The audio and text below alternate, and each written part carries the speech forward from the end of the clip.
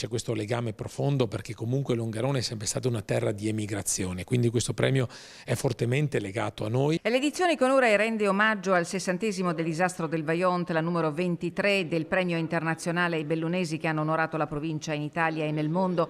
La cerimonia il 25 novembre a Longarone con un prologo, il 24 per la celebrazione del ventennale della costituzione della famiglia di emigranti ed ex emigranti di Longarone.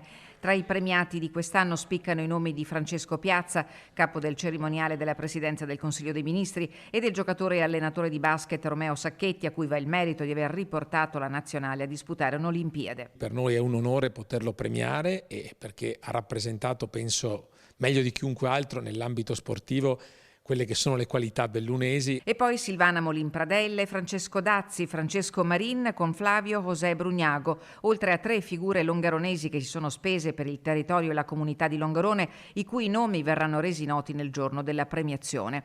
Un premio nato grazie alla felice intuizione del Rotary Club di Belluno con la presidenza di Vincenzo Barcelloni Corte e una tradizione proseguita grazie all'impegno della provincia di Belluno e dell'Associazione Bellunesi nel Mondo e che da qualche anno premia le giovani generazioni.